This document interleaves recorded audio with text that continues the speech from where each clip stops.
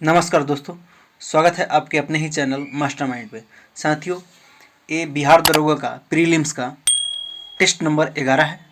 इसमें जो है 100 क्वेश्चन होंगे और जो 26 दिसंबर को आपका दरोगा का तिथि घोषित है उसमें अब मुश्किल से 55 डेज ही बाकी है।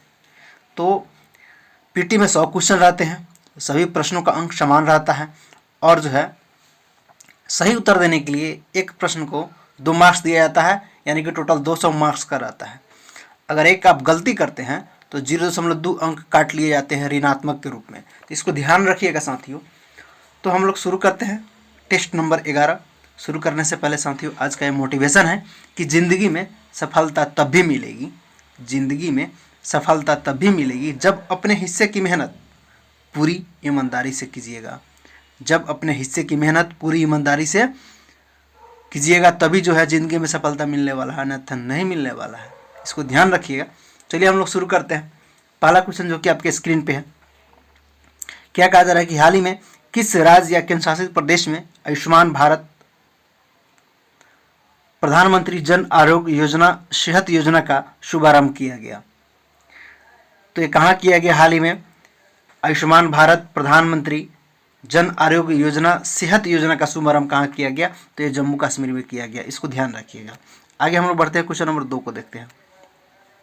संयुक्त राज्य अमेरिका ने किस वर्ष तक चंद्रमा पर परमाणु रिएक्टर स्थापित करने का योजना बनाई है? तो संयुक्त राज्य अमेरिका ने जो है कब तक, 2026 तक जो है चंद्रमा पर परमाणु रिएक्टर स्थापित कर लेगा। आगे बढ़ा जाए, क्वेश्चन नंबर 3 को देखा जाए। 3 में क्या कहा जा रहा है कि हाल ही में योवरी मुसेवेनी किस अफ्रीकी देश के पुनः राष्ट्रपति नियुक्त किए गए हैं? तो योवरी मुसेवेनी जो है ये कहाँ के हैं? तो युगांडा के जो है पुनः राष्ट्रपति घोषित किए गए हैं, नियुक्त किए गए हैं। इसको ध्यान रखिएगा। अगर आप इस टेस्ट सीरीज को बना ली हैं तो एक बार और देखिए साथी, और पूरा वीडियो को लास्ट तक बने रहिएगा, आपको इससे जो है रिवीजन भी हो जाएगा। आगे हम लोग देखते हैं, क्वेश्चन नंबर 4 को देखते हैं। 4 में क्या कहा जा रहा है कि वैक्सीन मैत्री पहल की शुरुआत हाल ही में किस देश के द्वारा किया गया? वैक्सीन जो है मैत्री पहल की शुरुआत किसके द्वारा किया गया है? तो ये भारत के द्वारा किया गया है। आगे हम लोग देखेंगे क्वेश्चन नंबर 5 को। सोमा मंडल हाल ही में किस भारतीय महारत्न कंपनी के अध्यक्ष नियुक्त हो गई हैं? तो सोमा मंडल जी किसके जो है महारत्न कंपनी के अध्यक्ष नियुक्त हुई हैं? तो ये सेल के अध्यक्ष है सोमा मंडल जी। इसको ध्यान रखिएगा। क्वेश्चन नंबर 6 को बनाइए। ट्रांसपेरेंसी इंटरनेशनल द्वारा जारी भ्रष्टाचार धारणा सूचकांक 2020 में भारत का कौन सा स्थान प्राप्त हुआ है? तो इसमें जो है भारत का स्थान 86वां स्थान प्राप्त हुआ है। इसको ध्यान रखिएगा। शीर्ष देश कौन है? डेनमार्क तथा न्यूजीलैंड है। इसको भी ध्यान रखिएगा। आगे हम लोग बढ़ते हैं, क्वेश्चन नंबर 7 को देखते हैं, जो DRDO से कहा जा रहा है कि DRDO द्वारा विकसित बाइक एम्बुलेंस नक्सली और उग्रवाद प्रभावित क्षेत्रों में घायलों को निकालने के कार्यों के लिए CRPF में शामिल की गई, जिसे नाम दिया गया। तो उसका क्या नाम दिया गया?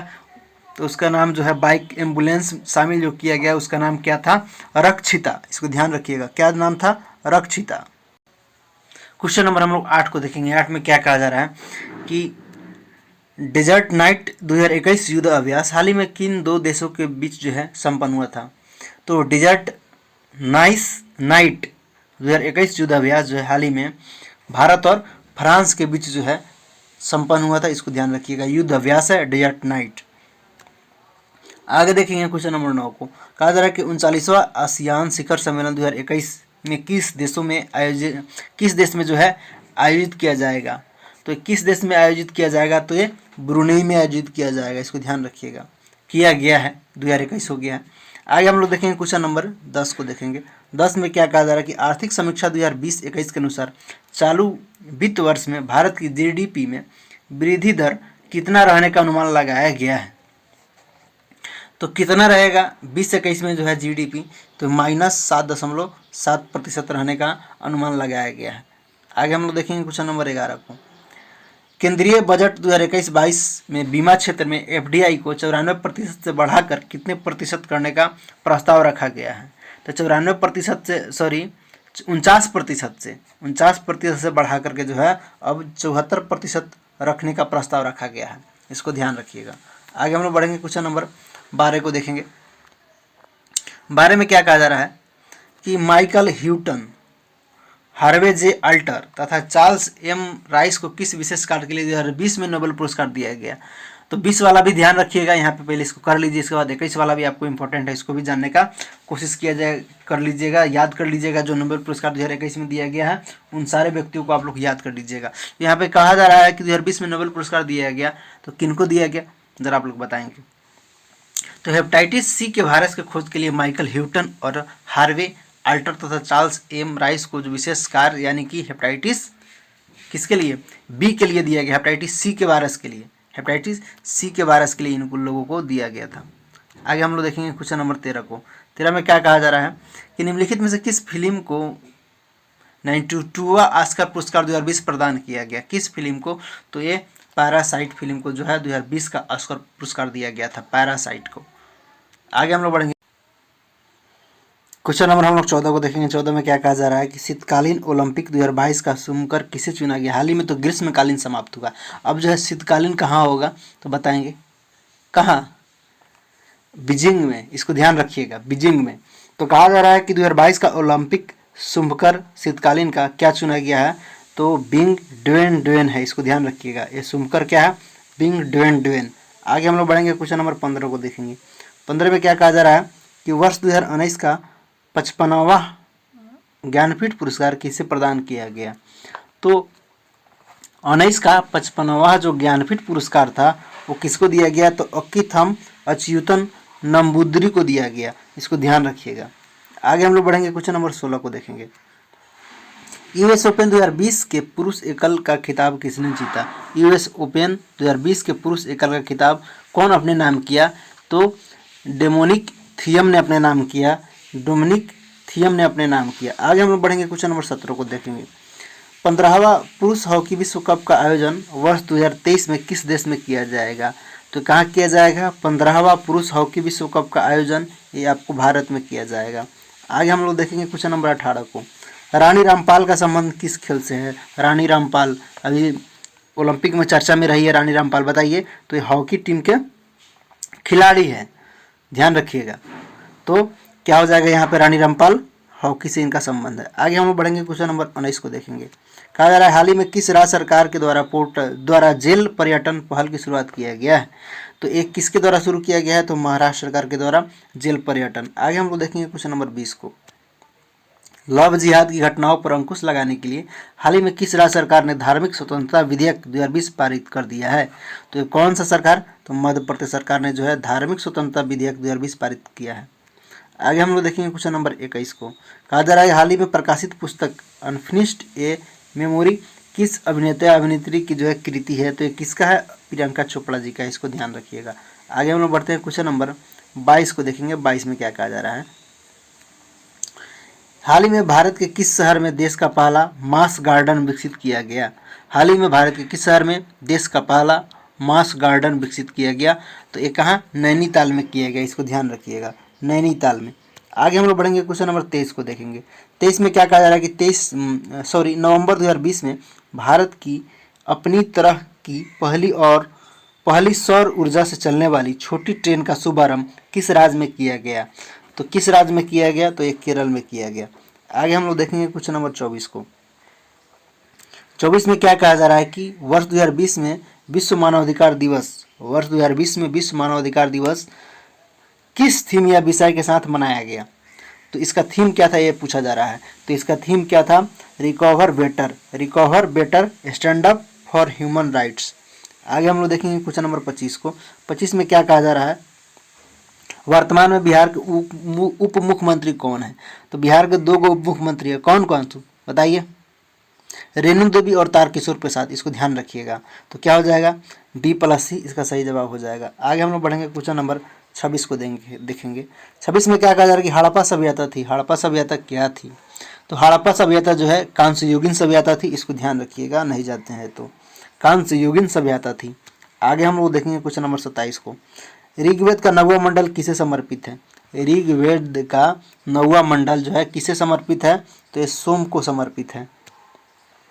क्वेश्चन नंबर 28 को बनाइए। द्वितीय जैन संस्कृति का आयोजन कहाँ की गई थी, द्वितीय जो है जैन संस्कृति का आयोजन कहाँ किया गया था, तो वल्लभी में किया गया था, वल्लभी में किया गया था। आगे बढ़िए, क्वेश्चन नंबर जो है 29 को बनाइए, जो कि आपके स्क्रीन पे है। क्या कहा जा रहा है कि मगध साम्राज्य के किस शासक को जो है श्रेणिक के नाम से जाना जाता है? बताइए किस शासक को?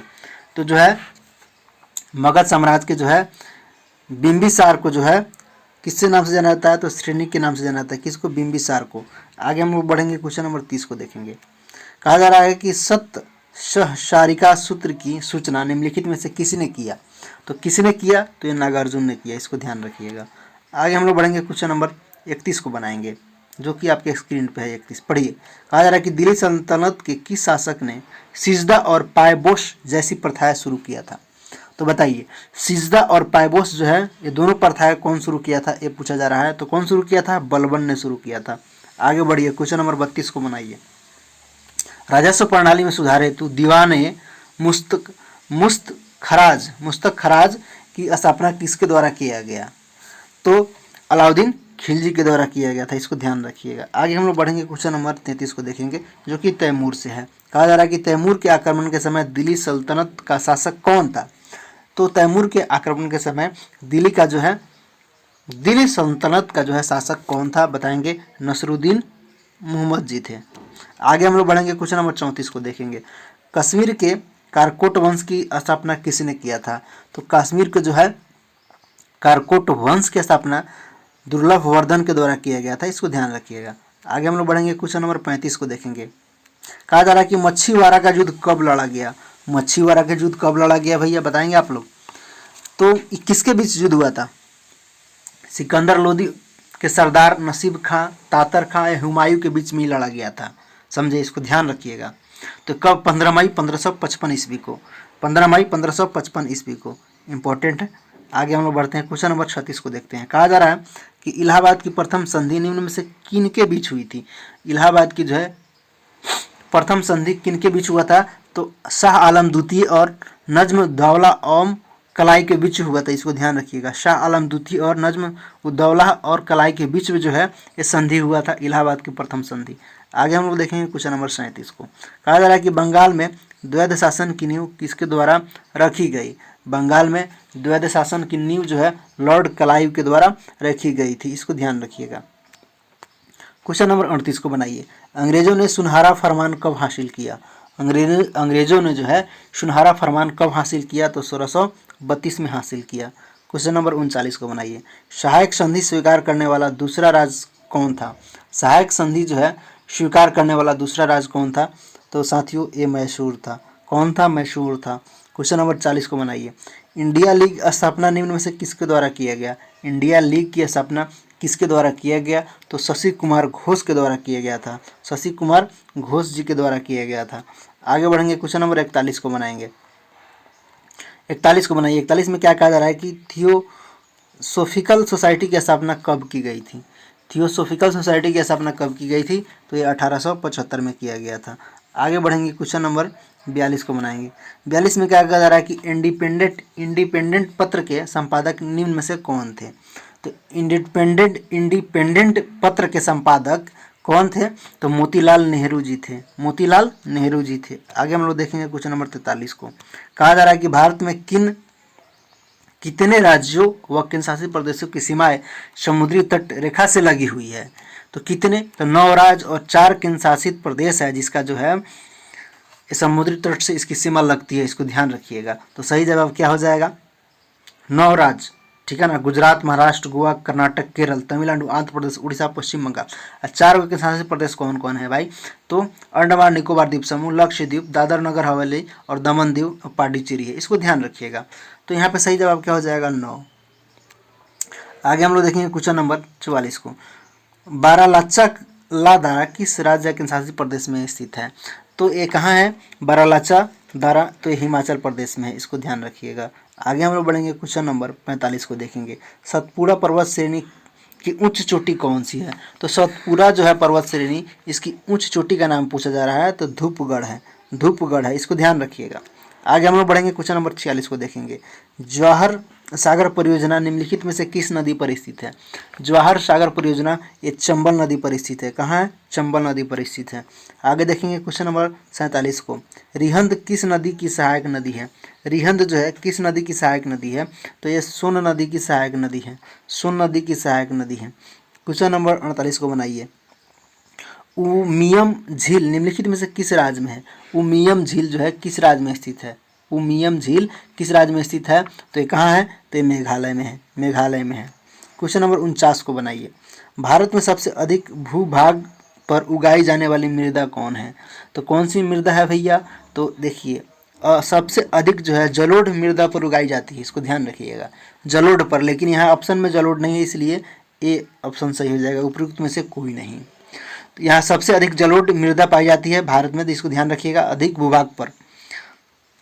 आगे हम लोग देखेंगे क्वेश्चन नंबर 50 को। 50 में क्या कहा जा रहा है कि रबड़ और सिनकोना किस प्रकार की वनस्पति है? रबड़ और सिनकोना जो है किस प्रकार की वनस्पति है? रबड़ और सिनकोना किस प्रकार की वनस्पति है? क्वेश्चन नंबर 50 को बनाइए। तो 50 में क्या कहा जा रहा है कि रबड़ और सिनकोना किस प्रकार की वनस्पति है? तो उष्णकटिबंधीय सदाबहार वनस्पति है, इसको ध्यान रखिएगा, इसी में पाया जाता है। क्वेश्चन नंबर 51 को बनाइए। निम्नलिखित में से कौन सा राज्य मूंगफली का सर्वाधिक उत्पादन करता है? तो सबसे अधिक जो है कौन करता है? तो गुजरात करता है मूंगफली का उत्पादन, इसको ध्यान रखिएगा। क्वेश्चन नंबर 52 को बनाइए। 52 में क्या कहा जा रहा है कि निम्न में से कौन सा बंदरगाह एक ज्वारीय बंदरगाह है? तो कंडाला बंदरगाह क्या है? ज्वारीय बंदरगाह है, इसको ध्यान रखिएगा, कंडाला बंदरगाह। क्वेश्चन नंबर 53 को बनाइए। कहा जा रहा है कि अलबुर्ज पर्वत श्रेणी किस देश में है? अलबुर्ज जो है पर्वत श्रेणी कहाँ है? तो ये ईरान में है। आगे बढ़ेंगे, क्वेश्चन नंबर 54 को बनाइए। कहा जा रहा है कि नियाग्रा जलप्रपात निम्न में से किस नदी पर है? नियाग्रा जो है जलप्रपात किस नदी पर है? तो सेंट लॉरेंस पर है, सेंट लॉरेंस पर है। आगे हम लोग बढ़ेंगे, क्वेश्चन नंबर 55 को देखेंगे। निम्नलिखित में से किसे जापान का पिट्सबर्ग कहा जाता है? जापान का पिट्सबर्ग जो है किसे कहा जाता है? तो यावाटा को कहा जाता है, यावाटा को कहा जाता है। क्वेश्चन नंबर 56 को बनाइए। फारस की खाड़ी एवं ओमान की खाड़ी को कौन जोड़ता है? तो हरमुज जल संधि जो है, हरमुज जल संधि जो है फारस की खाड़ी और ओमान की खाड़ी को जोड़ने का काम करती है। आगे हम लोग बढ़ेंगे, क्वेश्चन नंबर 57 को देखेंगे। निम्नलिखित में से कौन सा देश स्कैंडिनेवियाई देश के अंतर्गत नहीं आता है? यहाँ पे कहा जा रहा है कि नहीं आता है, स्कैंडिनेवियाई देश के साथ जो है नहीं आता है। कौन सा जो है देश? तो ऑप्शन में दे रखा है नॉर्वे, स्वीडन, आयरलैंड और डेनमार्क। तो साथियों स्कैंडिनेवियाई देश के अंतर्गत नॉर्वे आता है, स्वीडन आता है, आइसलैंड आता है और डेनमार्क आता है, ठीक है। लेकिन यहाँ पे क्वेश्चन में दे रखा है आयरलैंड, तो ये नहीं आता है साथी, इसको ध्यान रखिएगा। आगे हम लोग बढ़ेंगे, क्वेश्चन नंबर 58 को देखेंगे। कहा जा रहा है कि कोई वस्तु सफेद रंग की इसलिए दिखाई देती है क्योंकि वह क्या होता है? सभी तरह के रंग को परावर्तित कर देती है, सभी तरह के रंग को परावर्तित कर देती है, इसीलिए वह जो है क्या करती है? सफ़ेद दिखाई देती है, इसको ध्यान रखिएगा। तो इसका सही जवाब क्या हो जाएगा? बताइए। सभी तरह के रंग को परावर्तित कर देती है, इसलिए वह सफ़ेद दिखाई देती है। आगे हम लोग देखेंगे, क्वेश्चन नंबर 59 को देखेंगे। 59 में क्या कहा जा रहा है? पूर्ण जो है आंतरिक परावर्तन की घटना तब संभव होती है जब प्रकाश जाता है। पूर्ण आंतरिक परावर्तन की घटना तब संभव होती है जब प्रकाश जाता है। कहाँ प्रकाश जाता है? सघन से विरल माध्यम में जब प्रकाश जाता है, सघन से विरल माध्यम में सघन से विरल माध्यम में जब प्रकाश जाता है, सघन से विरल माध्यम में, तब जो है प्रकाश जो है आंतरिक परिवर्तन की घटना होती है, इसको ध्यान रखिएगा। आगे हम लोग बढ़ेंगे, क्वेश्चन नंबर 60 को देखेंगे। दाब बढ़ने से ध्वनि की चाल क्या हो जाएगा? दाब बढ़ेगा तो ध्वनि की चाल अपवर्तित रहेगा, इसको ध्यान रखिएगा। दाब बढ़ने पर ध्वनि की चाल अपवर्तित रहती है। आगे हम लोग बढ़ेंगे, क्वेश्चन नंबर 61 को देखेंगे। एक खगोलीय इकाई किसके बराबर होता है? एक खगोलीय इकाई जो है किसके बराबर होता है? तो 1.5 × 10 के पावर 11 मीटर के बराबर होता है खगोलीय इकाई का मान। आगे हम लोग देखेंगे, क्वेश्चन नंबर 62 को। यदि एक तार की त्रिज्या पहले से अधिक कर दी जाए तो प्रतिरोध पहले से कितना गुना हो जाएगा? एक कोई तार है, उसकी त्रिज्या जो है पहले से अधिक कर दिया जाए तो प्रतिरोध का क्या स्थिति रहेगा? तो क्या हो जाएगा? अधिक कीजिएगा त्रिज्या को तो जो है प्रतिरोध पहले से जो है 16 गुना हो जाएगा, 16 गुना हो जाएगा। आगे हम लोग देखेंगे, क्वेश्चन नंबर 63 को। फ्यूज तार में होना चाहिए। फ्यूज तार में क्या होना चाहिए? निम्न गलनांक उच्च प्रतिरोध होना चाहिए। फ्यूज का जो तार रहता है उसमें क्या रहना चाहिए? निम्न गलनांक और उच्च प्रतिरोध। आगे हम लोग देखेंगे क्वेश्चन नंबर 64 को देखेंगे, जो कि आपके स्क्रीन पे है। 64 में क्या कहा जा रहा है कि 104 डिग्री फ़ारेनहाइट का मान डिग्री सेल्सियस में से क्या होगा? तो 104 डिग्री फ़ारेनहाइट का मान डिग्री सेल्सियस में बदलिएगा तो क्या आएगा, ज़रा बदल के बताइए। तो कितना आ जाएगा? 40 डिग्री सेंटीग्रेड। कैसे आएगा? तो आप लोग C बराबर 0/100 और F बराबर क्या होता है? F 32/180। तो उसमें से निकालिएगा 104, तो उस तरह करके जो है कैलकुलेशन कीजिएगा, तब जो है आपको 40 डिग्री का मान आएगा। आगे हम लोग बढ़ेंगे, क्वेश्चन नंबर 65 को देखेंगे। कहा जा रहा है कि निम्न में से कौन सा एकल परमाणु गैस है? निम्न में से कौन सा जो है एकल जो है परमाणु गैस है, ये पूछा जा रहा है। तो एकल परमाणु गैस कौन है यहाँ पे ऑप्शन के अनुसार? तो आर्गन जो है एकल परमाणु गैस है, इसको ध्यान रखिएगा। और ई जो है हाइड्रोजन और क्लोरीन, ये द्विपरमाणु गैस है, हाइड्रोजन और क्लोरीन, इसको ध्यान रखिएगा। आगे हम लोग बढ़ेंगे, क्वेश्चन नंबर 66 को देखेंगे। पोजिट्रॉन की खोज किसके द्वारा किया गया था, ये कहा जा रहा है। तो पोजिट्रॉन की खोज जो है एंडरसन के द्वारा किया गया था, इसको ध्यान रखिएगा, एंडरसन के द्वारा। आगे हम लोग बढ़ेंगे, क्वेश्चन नंबर 67 को देखेंगे। स्टील में कार्बन का प्रतिशत लगभग कितना होता है? स्टील में जो है कार्बन का प्रतिशत कितना रहता है? 0.1 से लेकर के 1.5% तक रहता है। आगे हम लोग बढ़ेंगे, क्वेश्चन नंबर 68 को देखेंगे। रेयान निम्न में से किससे निर्मित होता है? रेयान जो है एक किससे निर्मित होता है? तो सेल्यूलोज से निर्मित होता है, सेल्यूलोज से। आगे हम लोग बढ़ेंगे, क्वेश्चन नंबर 69 को देखेंगे। इनमें से किसे जो है हॉर्न सिल्वर कहा जाता है? निम्न में से किसे हॉर्न सिल्वर कहा जाता है? तो सिल्वर क्लोराइड को जो है, सिल्वर क्लोराइड को हॉर्न सिल्वर कहा जाता है, हॉर्न सिल्वर कहा जाता है, सिल्वर क्लोराइड को। आगे हम लोग बढ़ेंगे, क्वेश्चन नंबर 70 को देखेंगे। निम्न में से किस अम्ल का प्रयोग पेट्रोलियम के शुद्धिकरण में किया जाता है? किस अम्ल का प्रयोग पेट्रोलियम के शुद्धिकरण में किया जाता है? तो सल्फ्यूरिक अम्ल का प्रयोग जो है, सल्फ्यूरिक अम्ल का प्रयोग जो है पेट्रोलियम के शुद्धिकरण में किया जाता है। क्वेश्चन नंबर 71 को बनाइए। सबसे कम ऊष्मीय एवं विद्युत चालकता वाली धातु कौन है? तो सबसे जो है ऑप्शन के अनुसार, इन चारों ऑप्शन में से जो है सबसे कम ऊष्मीय और विद्युत चालकता वाली धातु का नाम क्या है? तो आपका सीसा है, सीसा है। क्वेश्चन नंबर 72 को बनाइए। वृद्धि रोधक पादप हार्मोन है, वृद्धि रोधक पादप हार्मोन कौन है? तो वृद्धि रोधक पादप जो है हार्मोन का नाम पूछा जा रहा है। तो साइटोकिनिन दे रखा है, एबिसिक एसिड दे रखा है और ऑक्सीजन दे रखा है, जिबरेलिन दे रखा है। तो वृद्धि रोधक जो पादप हार्मोन है उसका नाम है एब्सिसिक एसिड, इसको ध्यान रखिएगा। जो पादपों में पाया जाता है वृद्धि को रोक देता है, एब्सिसिक एसिड। आगे हम लोग बढ़ेंगे, क्वेश्चन नंबर 73 को देखेंगे। किस संघ के जंतुओं में पुनरुत्पादन विशेष क्षमता होती है? तो किस में होता है?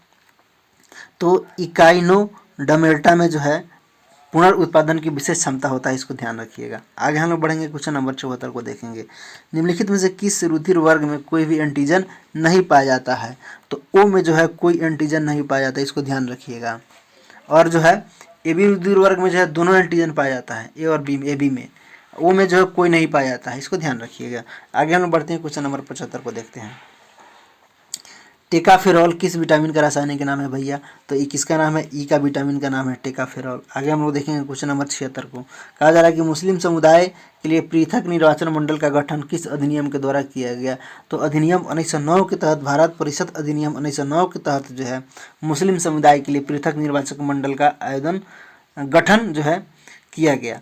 आगे हम लोग बढ़ेंगे, क्वेश्चन नंबर 77 को देखेंगे। 77 में क्या कहा जा रहा है? निम्न में से किस संविधान सभा के मूल अधिकार उप समिति के अध्यक्ष थे?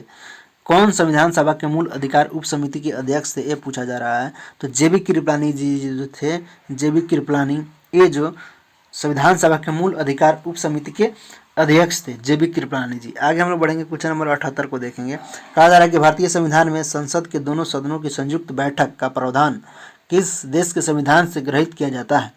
भारतीय संविधान में संसद के दोनों सदनों की संयुक्त बैठक का प्रावधान किस देश के संविधान से लिया गया है, ये पूछा जा रहा है। तो कहाँ से लिया गया है? ऑस्ट्रेलिया से लिया गया, इसको ध्यान रखिएगा, ऑस्ट्रेलिया से लिया गया है। आगे हम लोग देखेंगे क्वेश्चन नंबर 79 को। 79 में क्या कहा जा रहा है? भारतीय संविधान का निम्न में से कौन सा भाग संविधान की आत्मा कहा जाता है? तो संविधान की आत्मा किसको बोला जाता है? प्रस्तावना को। इसको ध्यान रखिएगा, नहीं जानते हैं तो। संविधान की प्रस्तावना को संविधान का आत्मा बोला जाता है। आगे बढ़ेंगे, क्वेश्चन नंबर 80 को बनाएंगे। कहा जा रहा है कि मेघालय को पूर्ण राज्य का दर्जा किस वर्ष दिया गया? मेघालय को जो पूर्ण राज्य का दर्जा किस वर्ष दिया गया? तो 1972 में दिया गया था। 1972 में दिया गया था। क्वेश्चन नंबर 81 को बनाइए। कहा जा रहा है कि भारतीय संविधान के किस अनुच्छेद में यह उल्लेख किया गया है कि भारत के प्रत्येक नागरिकों को अपनी विशिष्ट भाषा, लिपि, संस्कृति को बनाए रखने का अधिकार होगा? वो कौन सा अनुच्छेद है? तो अनुच्छेद जो है 29 के तहत विशिष्ट भाषा, लिपि एवं संस्कृति को बनाए रखने का अधिकार है। आगे हम लोग बढ़ेंगे, क्वेश्चन नंबर 82 को देखेंगे, जो कि राष्ट्रपति से क्वेश्चन है।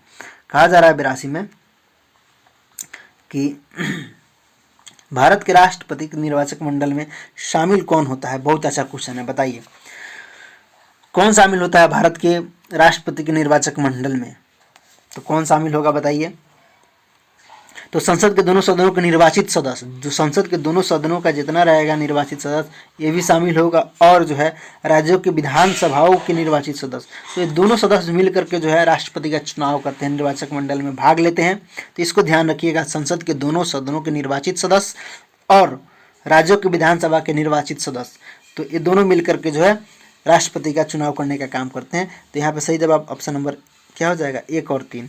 आगे हम लोग बढ़ेंगे, क्वेश्चन नंबर 83 को देखेंगे। क्या कहा जा रहा है कि वित्त आयोग के अध्यक्ष व सदस्यों की नियुक्ति किसके द्वारा किया जाता है? वित्त आयोग का जो अध्यक्ष जो है ये किसके द्वारा, और इसका सदस्य का भी नियुक्ति किसके द्वारा किया जाता है? तो ये राष्ट्रपति महोदय के द्वारा किया जाता है। आगे हम लोग बढ़ेंगे, क्वेश्चन नंबर 84 को देखेंगे। क्या कहा जा रहा है 84 में कि प्रत्येक 2 वर्ष बाद राज्यसभा के कितने सदस्य सेवानिवृत्त हो जाते हैं? प्रत्येक 2 वर्ष के बाद जो है राज्यसभा के 1/3 जो है सदस्य सेवानिवृत्त हो जाते हैं। इसको ध्यान रखिएगा, इंपॉर्टेंट है, नहीं जानते हैं तो ऐसे जानते हैं तो एक बार और जान लीजिए। आगे देखिए, क्वेश्चन नंबर 85 को देखिए। संसद के दोनों सदनों में किसी विधेयक पर गतिरोध की स्थिति में दोनों सदनों की संयुक्त बैठक की अध्यक्षता किसके द्वारा किया जाता है? तो ये जो है किसके द्वारा किया जाता है? किसी गतिरोध पर जो है लोकसभा का अध्यक्ष करता है, लेकिन यहाँ पे ऑप्शन में लोकसभा का अध्यक्ष नहीं है, इसलिए उपयुक्त में से कोई नहीं होगा। आगे हम लोग बढ़ेंगे, क्वेश्चन नंबर 86 को देखेंगे। 86 में क्या कहा जा रहा है कि निम्न में से कौन राज्यसभा में विपक्ष के पहले नेता थे? तो राज्यसभा में पहले विपक्ष के नेता का नाम पूछा जा रहा है, तो श्यामनंदन मिश्रा जी थे। श्यामनंदन मिश्रा जी थे, इसको ध्यान रखिएगा। आगे हम लोग बढ़ेंगे, क्वेश्चन नंबर 87 को देखेंगे। कहा जा रहा है कि लोक प्रक्रम समिति का गठन पहली बार किस वर्ष किया गया? लोक प्रक्रम समिति का गठन पहली बार 1964 में किया गया था। आगे देखेंगे, क्वेश्चन नंबर 88 को। IUCN की स्थापना कब की गई थी? IUCN की स्थापना जो है कब किया गया था, ये पूछा जा रहा है। तो कब किया गया था? 1948 में किया गया था। 1948 में किया गया था। क्वेश्चन नंबर 89 को बनाएंगे। निम्न में से कौन जो है तृतीयक उपभोक्ता नहीं है? तृतीयक उपभोक्ता कौन नहीं है, ये पूछा जा रहा है। तो जो है आपका भेड़िया, ये तृतीयक उपभोक्ता नहीं है। देखिए, तृतीयक उपभोक्ता उसको कहा जाता है, तृतीयक उपभोक्ता के अंतर्गत प्राथमिक एवं द्वितीयक उपभोक्ता का अपना आहार बनाने वाले जंतु आते हैं, जैसे कि बाज, शेर, बाघ इत्यादि, लेकिन भेड़िया नहीं है। इसको ध्यान रखिएगा। तो यहीं पे कह रहा है कि कौन नहीं है, तो भेड़िया नहीं है। बाज आएगा, बाघ आएगा, शेर आएगा, ये सब है, ठीक है ना। आगे देखेंगे, क्वेश्चन नंबर 90 को देखेंगे। कहा जा रहा है कि नमेरी नेशनल पार्क किस राज्य में है? नमेरी नेशनल पार्क किस राज्य में है? तो नमेरी नेशनल पार्क कहाँ है? असम में है, इसको ध्यान रखिएगा, असम में है। क्वेश्चन नंबर 91 को बनाइए। निम्न में से किन वस्तुओं पर मांग और आपूर्ति का नियम लागू नहीं होता है? मांग और आपूर्ति का नियम जो है किन पर लागू नहीं होता है? तो गिफिन वस्तुओं पर लागू नहीं होता है। गिफिन वस्तुओं पर लागू नहीं होता है। गिफिन वस्तुओं पर, आखिर ये गिफिन वस्तु है क्या, जिसमें जो है इनमें मूल्य वृद्धि के लिए मांग बढ़ जाता है? तो ये गिफिन वस्तुओं पर लागू नहीं होता, इसको ध्यान रखिएगा। आगे हम लोग बढ़ेंगे, क्वेश्चन नंबर क्या होता है गिफिन वस्तु? ज़रा आप लोग कमेंट बॉक्स में कमेंट करके बताइएगा साथियों, जवाब दीजिएगा कि गिफिन वस्तु को क्या कहा जाता है। क्वेश्चन नंबर 92 को बनाएंगे। 92 में क्या कहा जा रहा है कि सर्वाधिक तरलता अनुपात के संबंध में निम्न में से क्या सही नहीं है? पहला ऑप्शन, इसका प्रयोग बैंक उपभोक्ताओं को ऋण देने के उद्देश्य से नहीं कर सकती है। दूसरा ऑप्शन, इससे बैंक सोना, नगद, सरकारी प्रतिभूतियों के रूप में रख सकती है। इसे बैंक अनिवार्य रूप से नकद में आरबीआई के पास रखती है। तो यही गलती है, यहाँ पे कहा जा रहा है कि आरबीआई के पास रखती है, ये साथियों ये जो है गलत है, इसको ध्यान रखेंगे। सर्वाधिक जो है तरलता अनुपात बैंक की कुल जमा राशि का वह हिस्सा होता है जिसे बैंक अनिवार्य रूप से अपने पास रखती है। बैंक सर्वाधिक तरलता अनुपात को सोना, नगद एवं सरकारी प्रतिभूतियों के रूप में रख सकती है। इसका प्रयोग उपभोक्ताओं को ऋण देने के उद्देश्य से नहीं किया जाता है, तो इसको ध्यान रखिएगा। ये जो है आरबीआई के पास रखती है, ऐसा बात नहीं है। आगे हम लोग देखेंगे क्वेश्चन नंबर 93 को। 93 में बहुत अच्छा क्वेश्चन है। कहा जा रहा है कि फ्रेंच गुयाना की राजधानी कहाँ है, बताइए। आप लोग जानते हैं, तो बहुत अच्छा क्वेश्चन है। तो फ्रेंच गुयाना की राजधानी कायने है। कायने है, कहाँ है? कायने है, इसको ध्यान रखिएगा। कहाँ है? कायने है। क्वेश्चन नंबर 94 को बनाएंगे। 94 में क्या कहा जा रहा है कि डनहिल कप किस खेल से संबंधित है? डनहिल कप जो है किस खेल से संबंधित है? डनहिल कप का संबंध कहाँ से है? तो गोल्फ से, इसको ध्यान रखिएगा। क्वेश्चन नंबर 95 को बनाइए। 95 में क्या कहा जा रहा है कि राष्ट्रमंडल खेलों की शुरुआत किस वर्ष किया गया था? तो राष्ट्रमंडल खेलों की शुरुआत कब किया गया था? पहली बार हैमिल्टन के कनाडा में 1930 में। क्वेश्चन नंबर 96 को देखिए। 96 में क्या कहा जा रहा है कि दो संख्याओं का अनुपात लघुत्तम समापवर्तक और महत्तम समापवर्तक दे रखा है, इनमें से एक संख्या तो दूसरी संख्या क्या होगा? तो दूसरी संख्या निकालने के लिए फॉर्मूला डालिएगा, पहली संख्या गुने दूसरी संख्या बराबर एलसीएम गुने एचसीएफ, जो आएगा वहीं आपका आंसर हो जाएगा। आगे देखेंगे क्वेश्चन नंबर 97 को। क्या आएगा उस क्वेश्चन का जवाब आप लोग कमेंट बॉक्स में जवाब दीजिएगा। 97 देखिए, कहा जा रहा है यदि चावल के रूप में 25% वृद्धि हो जाए तो गृहिणी उस खपत में कितने प्रतिशत की कमी करनी पड़ेगी? तो खपत में कमी का प्रतिशत निकालिएगा तो क्या आ जाएगा बताइए? जो प्रतिशत आएगा वहीं इसका आंसर है। ये भी हल्का मैथमेटिक्स है, इसमें कुछ जान परान नहीं है।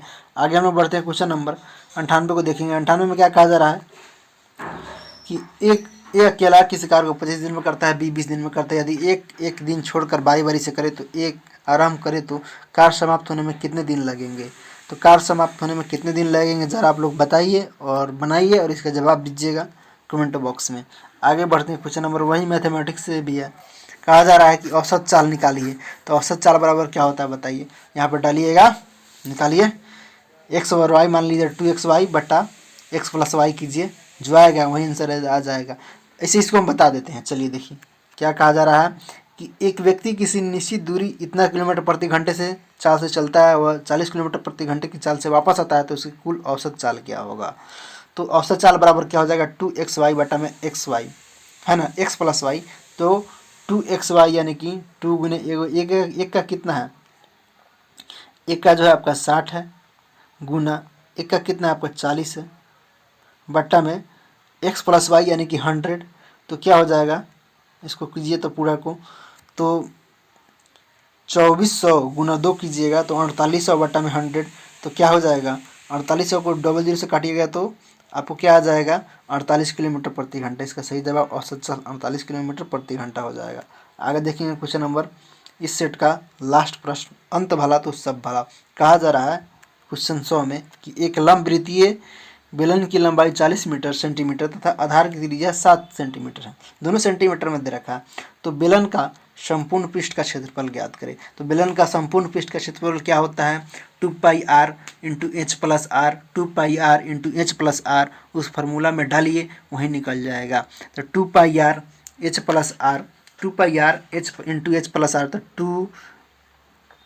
2πr यानी कि 22 बटा में 7 हम करेंगे। ठीक है, अब देखिए हो गया एच प्लस आर। तो एच का मान दे रखा है, एच का मान दे रखा है।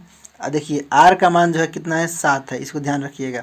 तो 2πr यानी कि यहाँ पे हम 7 से गुना करेंगे और एच प्लस आर, इसको एच कितना है आपका 40 है और आर कितना है? तो 7 है। अब इसको कैलकुलेशन करके निकालिए, वहीं आपका आंसर आ जाएगा। इसको कैलकुलेशन करके निकालिए तो 7 से 7 कट गया, ये 22 दूना 44 इंटू 40 प्लस 7 यानी कि 47। यानी कि अब जो है हम लोगों को गुना करना पड़ेगा 44 गुने 47, जो आएगा वहीं आपका आंसर आएगा। गुना करके बताइएगा, 44 और 47 से गुना कीजिएगा तो क्या आएगा आंसर, वहीं आपका आंसर हो जाएगा। साथियों वीडियो देखने के लिए और साथ देने के लिए बहुत बहुत धन्यवाद। जो साथी इस चैनल पर नए हैं आप इस चैनल को जरूर सब्सक्राइब कर लीजिए और इस वीडियो को आप अपने सारे दोस्तों में एक बार ज़रूर शेयर कर दें।